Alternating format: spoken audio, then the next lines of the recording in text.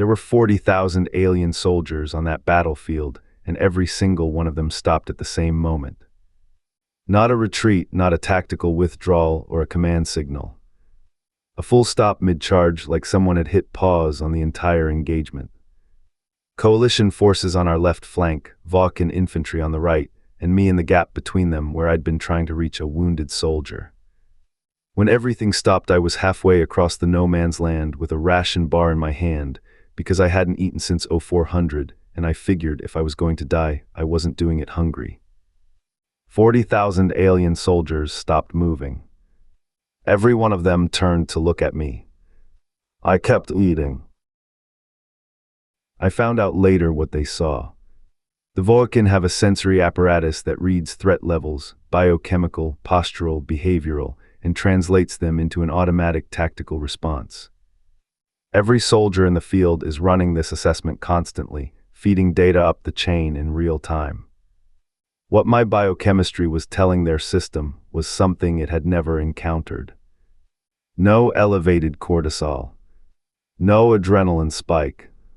Respiration normal. Heart rate 62 beats per minute. A human being standing in active crossfire with the physiological profile of someone waiting for a bus. Their threat assessment system didn't have a category for it. The entire Vorrkan tactical network ceased trying to classify what I was. 40,000 soldiers froze waiting for a classification that never came.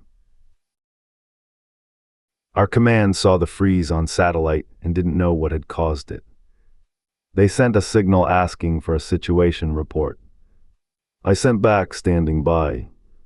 They asked what was happening. I said not sure. Everyone stopped. They asked if I was under fire. I said not currently. They asked what my status was. I said hungry. There was a long pause on the channel. Then my commanding officer came on personally and asked me what my heart rate was. I checked my suit monitor.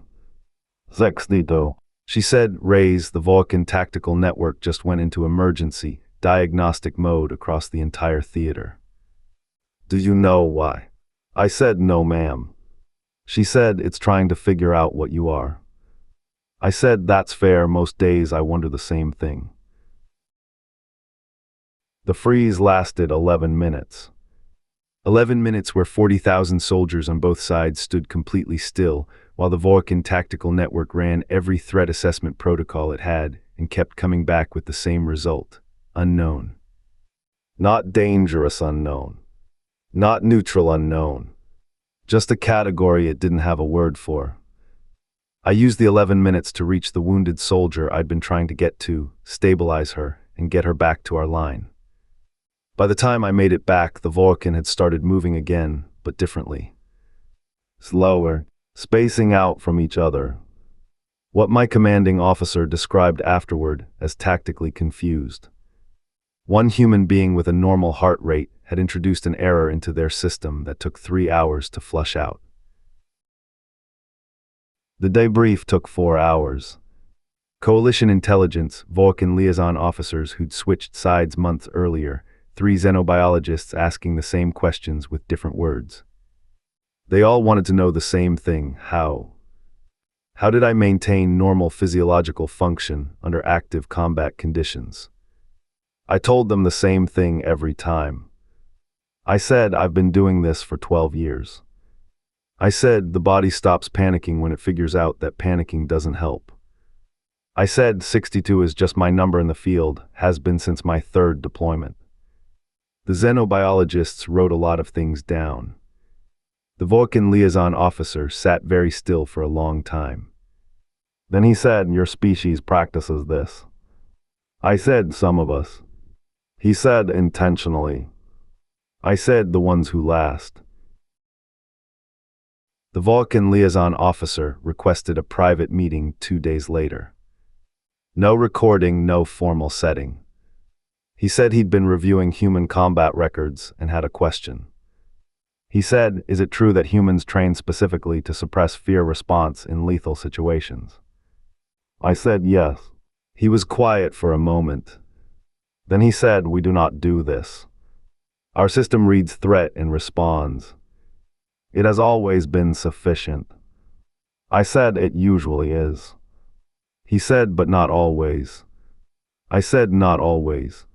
He looked at me with those compound eyes.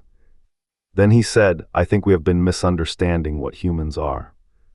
I said, most people do at first. He said, what are you? I said, we're the ones who decided fear was optional.